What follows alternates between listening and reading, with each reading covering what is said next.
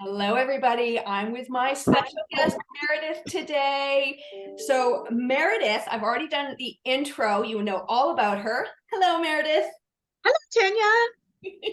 So, as I mentioned in the intro, we met years and years ago when we were at a book signing and a health chat, and I got this book. I have all three of her books in front of me: The Resourceful Mother's Secrets to Healthy Kids. And then there's the secrets to emotional health and the secrets to spiritual vitality. So we are going to jump in to some spiritual and emotional stuff that we go through menopause. So if you would like to start with, how has your menopausal journey been, and what do you wish you had have known with all, like, going into the journey, going through the journey, etc.? Well, the biggest thing that happened to me was night sweats. Luckily, I was not completely stressed out going through menopause. So that was my big symptom. But because I am very aware of symptoms as a nutritionist, I'm like, oh, I have to put a stop to this. So I did a liver cleanse. And I will show you the liver cleanse I did. Even though the listeners won't be able to see it, it's a radish, a black radish cleanse that you can find in health stores by a company called Lonreco Inc. Okay. And there's one left here of these little tinctures. Okay. And it's liquid. And so I used the black radish to cleanse my liver. And as soon as I did that, went through a few tinctures, one box, my all of my night sweats that were drenching the bed occasionally went away. That's nice. Yeah. But I was not completely stressed going into menopause. But the women that are really stressed out, they have far more symptoms of menopause. Okay. So have you, when you're chatting with your gal pals, and like, what kind of things come up? So, on here we do talk about night sweats. A lot of people know me. I had emotional eating, which I've really been working through. Like, I understand food is my drug of choice, but it's the emotional side behind that I'm really glad that in my 30s I started to dig into, because I think it would have been on so many different levels, like just the moodiness, not understanding my emotions. Also, I wasn't eating carrots and broccoli. I was eating cookies and cupcake. Well, I wasn't eating cupcakes, but banana bread. And I know that as we enter these later phases, these later years of our life, our cells cannot cope with that many carbs in our bodies. That's one reason why people could get night sweats, but it also affects our mood, our energy, our sleeping habits. It affects our chances of, developing diabetes and other chronic diseases. So I kind of really like that I spent some time earlier, and that it wasn't such a, hammer over my head right now to deal with this. So, slowly has always been my mantra: simple shifts and slowly. But so when you're talking to other gal pals, are there any other, like, emotional things that come up? Any other, things that you have suggested things on, that kind of stuff? Yes. So I've helped a lot of women go through menopause. So I've definitely seen these symptoms that you're talking about. And also the amount of additional stress these symptoms are causing women, right? They are just like, I just want to get going with my life, and I don't want to be continually stopped with all of these symptoms. So emotionally, whenever the hormones are out of balance, the liver is out of balance. Okay. So whenever we realize that the liver's out of balance, we are supposed to give it liver-friendly foods, which I will share what those are, but I know how hard it is for women to consume them, right? So greens, broccoli, spinach, these are all antioxidants. They're amazing for the liver. And somebody could maybe find a greens drink that they like, and that might be how they get the greens into them, as opposed to trying to eat the foods, right? or they might decide to do juicing and have celery juice each morning, which, by the way, increases your testosterone, I learned. So if women are having their low libido, if they have celery juice every day, their libido will get up there. Okay. Yeah. I have low testosterone. I went and had the Dutch test years ago, and I wish I'd had a better naturopath explain everything to me. But one of the results that came back was like I had almost zero. So, oh, wow. and that was not mentioned to me. I can't remember what I did for it, but it really wasn't that effective. And so I should probably look into that a little more. Yes, celery juice. I had to actually stop my consumption of it because my testosterone went through the roof, and I'm single. So that was not good. Yes. Yeah. So do you want me to go on with the liver-friendly foods? Yes, liver-friendly foods. Okay. Oatmeal is another one, and I do recommend getting the oatmeal from a gluten-free facility, made in a gluten-free facility. Green tea is great for the liver. Water, lots of water, flushing out the liver. Most of us know that. Nuts, blueberries, and there's certain herbs that are really good for the liver, such as sage. You could have sage tea. So there's even oregano tea. There's cinnamon on your oatmeal. All of these help with the liver. So say somebody doesn't have time or have an interest in eating these foods, but they drink the foods, right? That's always an option. Or just to say, all right, I'm just going to have one green drink a day, and they shove all their greens into a smoothie, right? So you can pick your way in which you're going to do it, right? And if it's a new habit, you can attach it to an old habit. And so every time you brush your teeth, you're going to next go and make your greens drink, right? Because you always brush your teeth. So link the new habit to the old habit. Yeah, we call that habit stacking. Yes, yes. Now, so those are some of the ways to help the liver, but let's talk about emotionally how to, nurture that liver. So we get angry when we are scared. So each time we feel anger, we need to look at, what am I scared of? And what I've noticed with women really struggling in menopause is that they are not getting enough time to themselves. So we know how giving women are and how much they're helping others. And it's to their detriment, really. So a woman will become very scared that she is not in control, or not getting time to herself, or not being heard, or not being valued.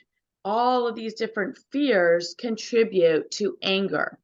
So as soon as a woman starts going through the steps of coming to love herself, consciously going through the steps of coming to love herself, that's when she becomes a lot more calm. Because deep down, she doesn't want to spend all of her time nurturing everybody else and, doing what everybody else needs her to do. It's not going to calm her, Very Yeah, so I do suggest that the number one way to come to love ourselves is start spending more time doing what we love and what fills us up inside. So a woman needs to figure out what that is. And a lot of women don't even know what it is that fills them up inside. So I know with you, you love doing sports, and that fills you up inside. It also fills you up with endorphins, right? So often I will say to a woman, let's start with an exercise. And some will say, I'm too tired to exercise. And then we look at balancing out their thyroid, which again comes from balancing out the liver, just so you know. So the liver is, which these are things we don't talk about, right? Like we're trying to put Band-Aids on symptoms as opposed to understanding the root cause of liver, which I believe does over 500 chemical processes every single day. Like it's doing a lot of work for us on the daily, right? Yes. And so what are we doing to support our liver? And, you know, one of the things in my 30s I did start to do was green smoothies. And I wasn't thinking about my liver, but I really just was focusing on getting more fruits and vegetables into my diet. And for some reason, I gravitated towards smoothies. I have a whole smoothie course. I used to teach smoothies and juicing courses. And we still have smoothies every single day. Like, it has profoundly changed our lives, because you cannot, at least I could not, eat as much as I put in a smoothie. Like, I just couldn't. So I have things like parsley and celery and lettuce and kale and chard and lemon and ginger and turmeric and avocado. And then I'll put some pineapple or apple for sweetness or something like that. But if I look at the amount of food that goes in that smoothie, I cannot eat it on a daily basis. No. And then the other big change that I did was I was a cereal eater. I ate cereals and muffins and, you know, crumpets and English muffins for breakfast. And that's when I started having my green smoothie. And now I actually, in the last 10 years, I've been having like a chocolate smoothie because it tastes better than a green one, but I still have my green one at lunchtime. But it's these small little tweaks that we start to do that aren't radical. Mind you, maybe for some people it can be a little radical doing a green smoothie, but trust me, they taste really good.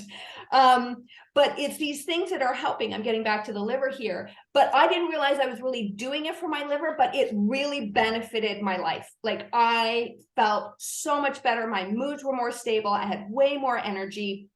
And so oftentimes, though, we don't know what we're trying to heal, and which is what we're kind of talking about here, is coming back to that liver. So maybe for some of you, it is adding more greens into your diet. It is, you know, doing the liver cleanse that you mentioned at the beginning, or doing self-care and love practices, right? Yeah. And if they start getting more time to themselves, then they start to know what they need too, right? So it's that stillness, even if it's gardening or having a shower or having a bath or driving, we end up getting insights, right? And you're not supposed to meditate while you're driving, but funny how many insights we get while we're driving, right? Mm-hmm. So it's that stillness that helps us tap into our inner selves and figure out what we need. So say you're hearing this and you're saying, okay, I need to get some more stillness so that I can figure out what I can do to fill myself up and make myself happy. So say you're gardening in the upcoming spring season and you're focused on just figuring out, how am I going to find more time for myself? And what am I going to do in that time? So it might be that you're going to say to yourself, once a week, I'm going to go on a bike ride. And you just start small, right? Once a week, I'm going to make a smoothie. And then once you have that down pat, maybe for 1 week, maybe for 2 weeks, then you go to 2, right? I'll go for 2 bike rides. But what happens is people go too fast with these things. So they're like, oh, I'm going to bike 3 times a week. And so they do it, but then the next week they won't do it. Yeah. So knowing human nature, we have to go slowly and build on the habits. And that way we'll do it, right? Yeah. So then to find that time for yourself so that you go into the stillness and you figure out what you need, you will have to learn how to say no to people. So, you know, you might have a big social group and everybody's wanting to get together all the time. And you're like, I'm not saying no to them. I have to show up to all these events. No, you don't. You can even say, I'm struggling with managing everything in my life. I'm not good at it. I am not in balance. And I know that one of the things I need to do is say no. So I'm going to say no to you. And what person hearing that is going to say, you can't say no to me? They see that the person's just admitted, I'm struggling with saying no. I know I need to do it. If you introduce it to a person that way, they're not going to say, oh, well, yeah, you have to come to my event, right? Yeah.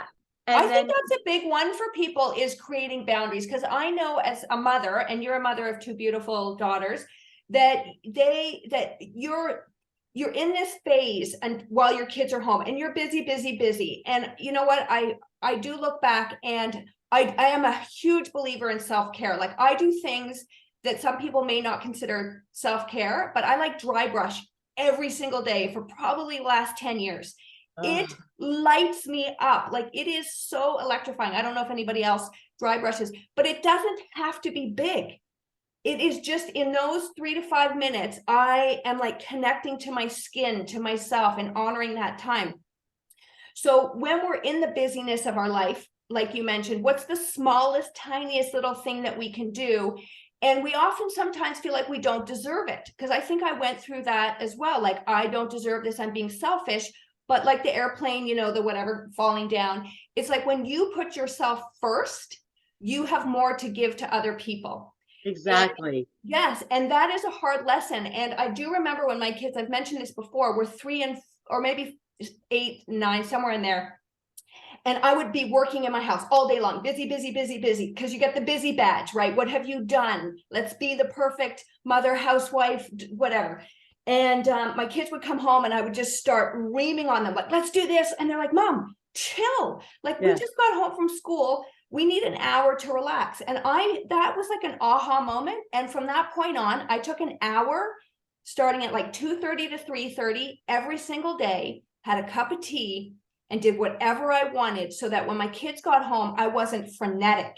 But that takes some discipline, that takes some boundaries, that takes some self-love to give us the time to do this. So I can relate to all of those things that you're talking about, and just being that aware of filling your cup first.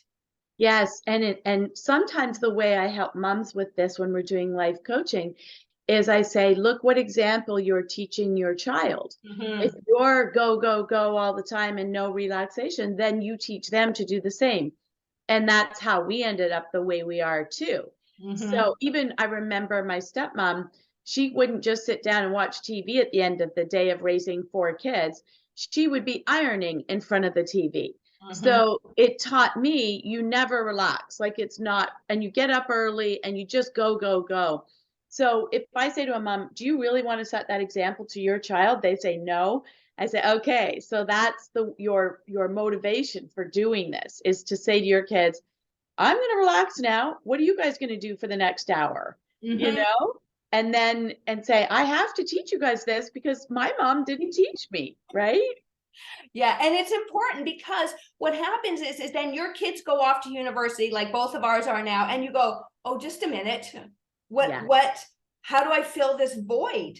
Right. And if you haven't been developing this self-love and this time for yourself, it can be a huge void. Like, I've definitely gone through a morning with not having my children. As much as I love my children, I also love that they're away. But I also went through, which is coinciding with me going in my 50s and through this menopausal journey, this morning of, who am I without being a full-time mother? I'm actually choking up a little bit, because I actually miss a lot of the stuff, but I'm also now being able to create this new journey, as you are for yourself, and a lot of women in this phase, right? So yes. So about that, my youngest is 21, and she came here with her friends this weekend, and they somehow ended up agreeing to look at some of the scrapbooks I had made of my daughters when they were younger. And the girls got so into the pictures, and we went through probably 6 albums before I said, I'm sure you guys have seen enough. Because I think part of it in the end was them being polite looking at my albums. But one of them looked at me and said, you must miss that stage of your life. And I feel choked up right now, because I realized I really do. As much as I love all this time to myself now, I miss that being needed, and that routine. And now I'll have a day, and my kids have been gone for 4 years, 5 years even. But I will have a day and I will think, should I work out right now? Should I do some work right now? Should I make a meal for myself? I am still not used to being able to do whatever I want, Yeah. So, but that is why some of the women like the menopausal stage, is because some women get the time to themselves at that stage of life, and they can de-stress and they can start taking care of themselves. But there are other women that have their kids at home till they're in their 60s. Mm-hmm. So, it's all different how it works out. It's all different. And I think the key here is whatever stage and however busy you are, for the health of your liver and your spiritual, mental, physical well-being, adding in some self-care tips. What are a few that you do? What are some that you like? So self-care, I consider different than coming to love yourself. So Okay. self-care is all things like massage, pedicures, going to an osteopath, going to an acupuncturist, going to a chiropractor. I do all of that. And I did do all of that in my later years of raising kids as well, Yes. because I realized if I don't have an appointment where somebody else is working on me, I probably won't take care of myself, right? Having massage or having baths with jojoba oil. I love those. With candlelit, in the dark. So those are all the things that I really like for self-care. When it comes to things you do to love and respect yourself more, that's the finding more time to do what you love, doing something creative so that you're using your mind and your hands. With me, it was scrapbooking, but because I never gave myself a lot of time, I would pick a weekend and I would go away once a year and scrapbook all weekend. And I'd feel like $1,000,000, but it was so hard for me to carry it back into my life that was so busy because I had my own business as well as raising my kids. So, being creative, saying no to others so that you do have the time to figure out what do I want to do with this time that I have for myself.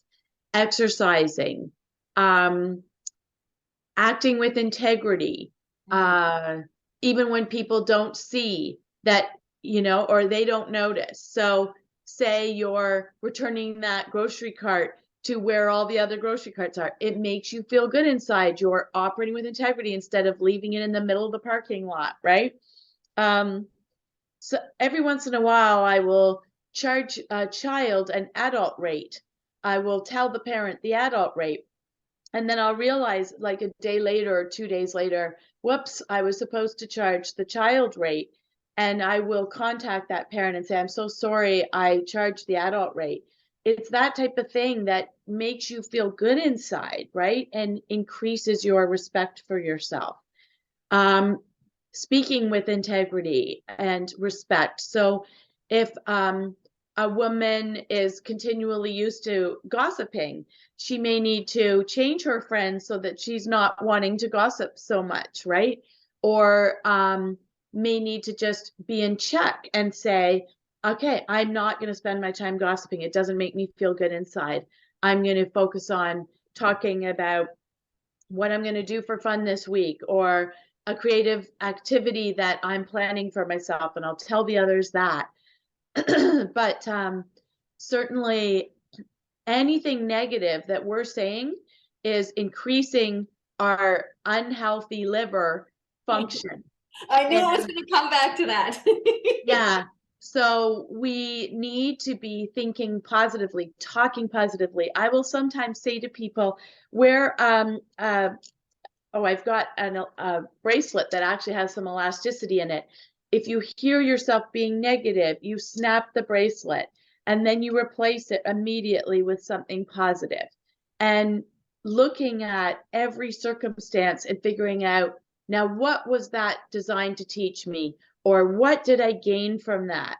Instead of getting lost in victim mentality and feeling angry or sad, and therefore affecting your liver, which therefore makes the menopause so much worse. So, what's interesting is that awareness is key, right? We have 60,000 plus thoughts in our head. I believe it's about 62,000 now. I just recently heard. And 80% of those are negative, and 95% of them are repetitive. And I've mentioned this before on this podcast, is I will, over the last, when I really got into this in my early 30s, I would pretend my head is like a movie theater. Yeah. Sit in the audience and I would just observe my thoughts. Yes. Because until you sit back and think about what you're thinking, or just observe what you're thinking, a lot of us don't even know what we're thinking. We have this subconscious looping tape going around and around and around in our head from all the things that we've collected over the years, and it's just stored back there, and it's looping without us even realizing it. And so one of the, I guess you would put this under your self-love category, is taking that time in that stillness and just being the observer of your thoughts and being like, gosh, this is what I'm thinking, and I don't like this about myself, or I love this about myself, or wow, I think about this thought 100 times a day, it keeps popping up.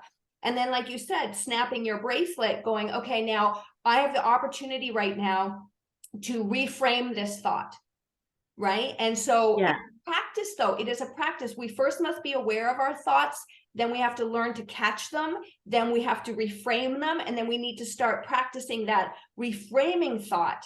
And like you said, and I truly believe this, a lot of anger lives in our liver. And I don't know if many people know that, but I know that grief sits in your lungs.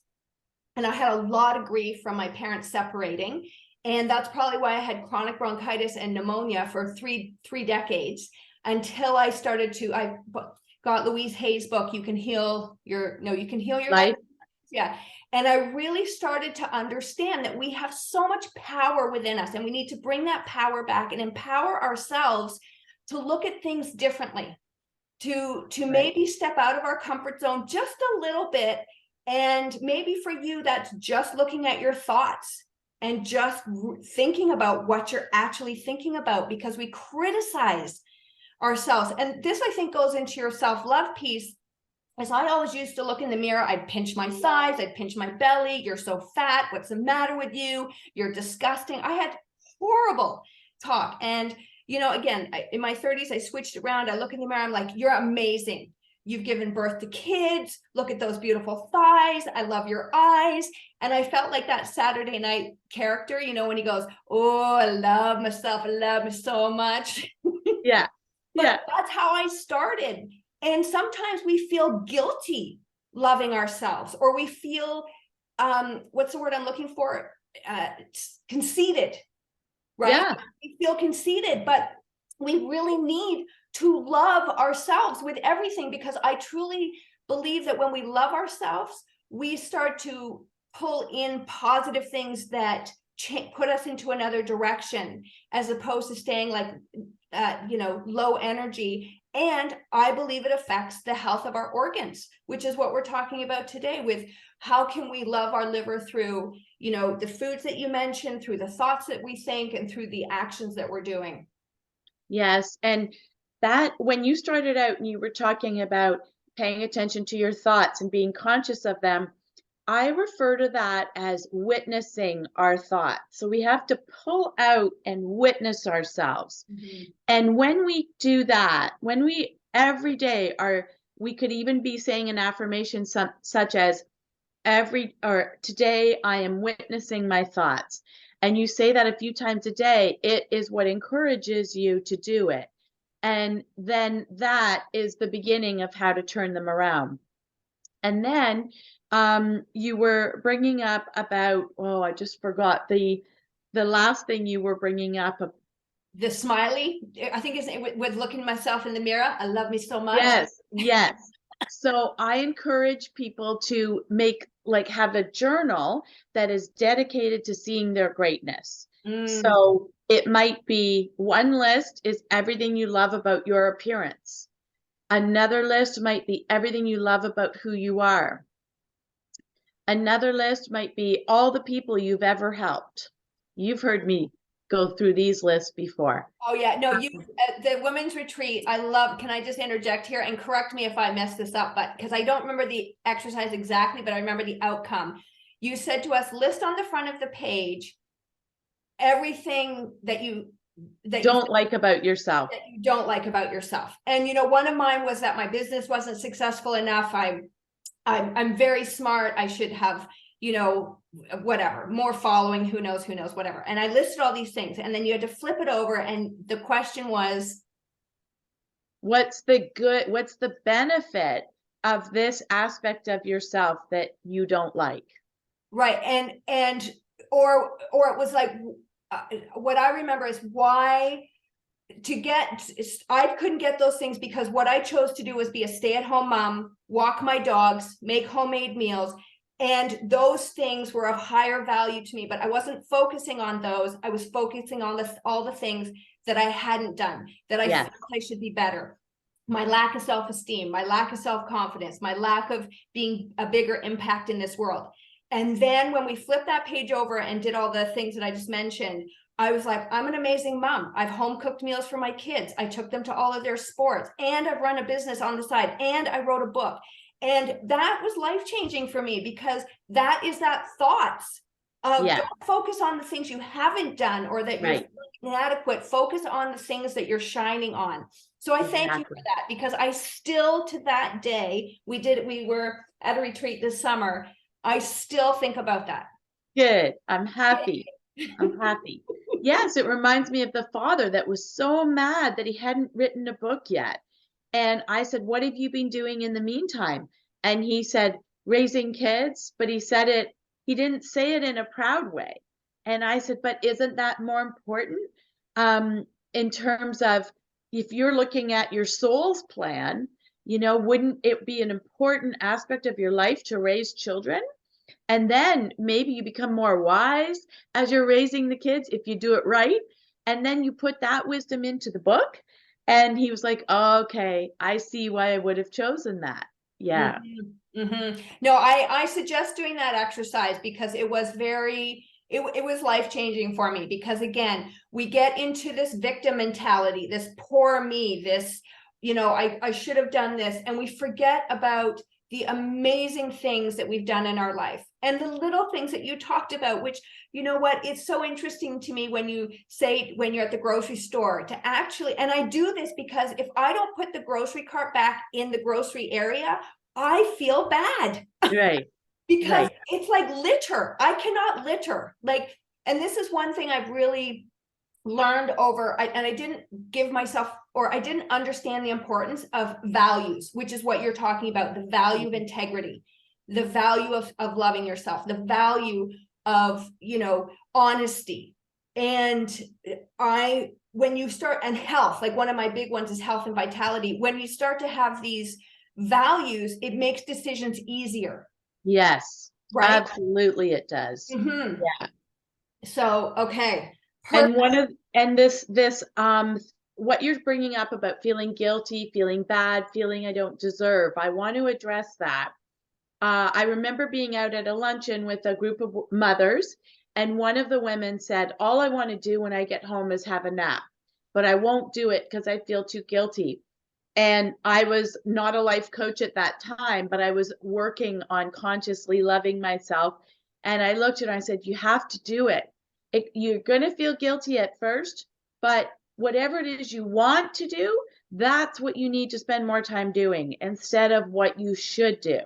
And then you will be gradually becoming happier and happier. Mm-hmm. And the thing because I just know this from my emotional eating, is that I would feel tired and I would deny myself a nap because I don't know if it felt too self-indulgent or something. So I would eat cookies or caffeine or something to pump up my energy artificially. And then I would feel guilty, shame, resentment. Then my kids would come home and I'd be a bitchy mother. Right. And this cycle happened for a long time until I don't know what happened, but you definitely have some light bulb moments in your life. And I started to understand calming my nervous system, which if people would have had naps, or I would have had a nap, would have actually calmed my nervous system as opposed to jacking it up with sugar and caffeine. And then when I started foam rolling, I've probably been foam rolling about 15 years, and it was life-changing for me because I didn't understand at the time the impact it had on my nervous system, but I started to decrease my cravings because I was coming out of fight and flight and into the parasympathetic nervous system of rest, digest, and heal. And again, I think you can tie that back into the liver, because I was feeling these emotions of anger and resentment instead of, and again, I don't know why sometimes, you know, we wouldn't have a nap. Like, again, I said, I think it's the guilt or something. And instead you eat, but then you have all these feelings where if you just had a nap, you actually feel love and stuff. So. And that's like when I did my weight loss mindset retreat, I was saying to the women, as soon as you have the feeling of, I want to go get food, and it's usually emotional, but say you have the feeling, I want to go get food. Ask yourself, what do I need the food for? Is it time for me to eat? Like, am I truly hungry? The answer is usually no. And then it's like, what am I feeling? What am I trying to fill the void for? And it might be, I'm actually tired. Okay, I'm going to go take a nap. But you've got to, again, be witnessing your thoughts, your subconscious thoughts that drive you to go to that cupboard that you don't want, you know, that you're not really wanting to do. Oh yeah, no, I've gone through a lot of that. I call it PBA technique, where I paused, breathe, and ask myself questions. Right. And this is the time where sometimes you don't want to ask yourself those questions because you don't even want to hear the answers. Right. Where you're feeling like, I'm frustrated, I'm lonely, I'm scared, I'm tired. And then you're like, okay, now what do I do with these feelings? And I honestly think that growing up, you know, I'm in my 50s, that we were not taught emotional resilience. We were not taught any of these skills. We were taught to have a feeling, and if it felt uncomfortable, we ate it, or we drank it, or did something else with it. Right. Exactly. Right. And now what I teach women, the same as you, is like, okay, what are you feeling? Where do you feel it in your body? How is it? And then that can be like that scary feeling of feeling that discomfort, which I say to people, it's okay. Like, you will work through this, because not giving into that immediate discomfort. If for example, if you just sit and go, okay, what am I feeling right now? I'm feeling tired, or I'm feeling frustrated. And you feel that feeling of discomfort. Okay. It lasts 90 seconds. But if you don't think about those thoughts and you just start eating or drinking or something, you have discomfort for hours. Yes. Right. So it's you're trading off your discomforts. Right.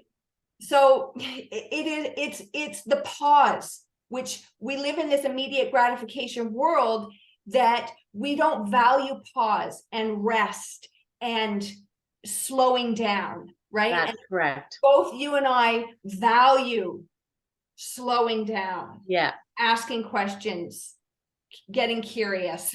Right. And say you do feel frustrated, and that's why you're going to go get the food. That's where journaling can come in again, because you say, you write it all out. I'm frustrated because, and when you identify why you're actually frustrated and take the time to do that, you're moving the frustration from your emotional brain to your rational brain, and then you calm down. As soon as you identify what you're frustrated at, you move to the rational brain, and you're not going to go and do emotional eating at that point, but you might take an action step if you can. Or you might decide, I'm going to journal more. I'm going to write everything I'm feeling inside and how angry I am and how frustrated I am, and get it out of your body that way. Right. But there are these things that you can do instead. So let's tie this back, because this is what, you know, from my decades long of emotional eating, all I was doing was suppression. Okay. And I believe you suppress, it doesn't disappear. It goes into your cellular being. Okay. And again, a lot of these can get stored in your liver, your lungs, wherever in your body. And then what happens is you get older and your liver goes, okay, I'm not taking it anymore. And I'm going to start shutting it down. I'm going to start giving you night sweats. I'm going to start giving you signs and symptoms like, wake up, it's time to wake up. And unfortunately, but I do see us shifting. We're getting away from the Band-Aid and doing the things that we are talking about here, the journaling, the self-love, the self-care, adding more greens into your diet. I cannot tell you how important it is to get those greens, as you would mention as well. Is there anything else in regards to the liver that we kind of skipped over because we had so much fun going everywhere?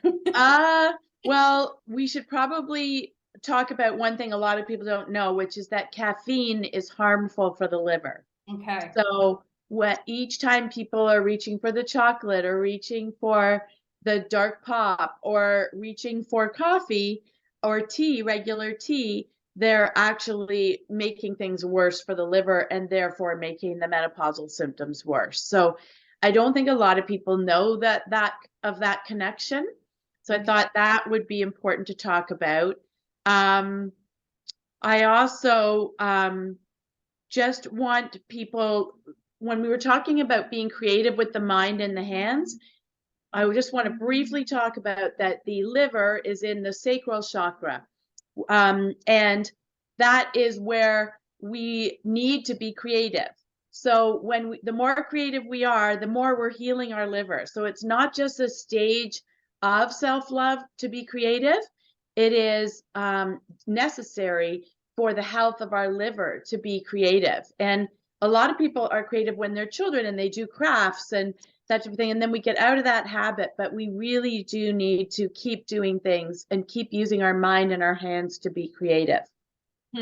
Very interesting. Yeah. I in my book, I mentioned the chakras because for me, addiction sits in your root chakra, right? Yeah. And so I didn't realize that.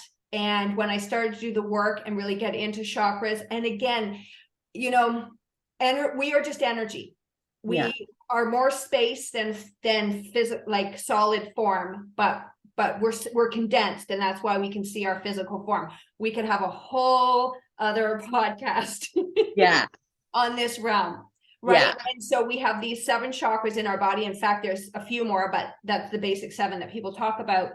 And it's really interesting to tap into those because you can find like the ideas that you talked about being creative and how that can open up and heal into that first or second chakra. And with the root chakra, and add anything, is about feeling secure. When you do not feel secure, you tend to gravitate towards addiction and lower energy actions to keep you in that zone. So again, it's looking at things differently that you may not have looked at before, just to get some clarity or a different viewpoint.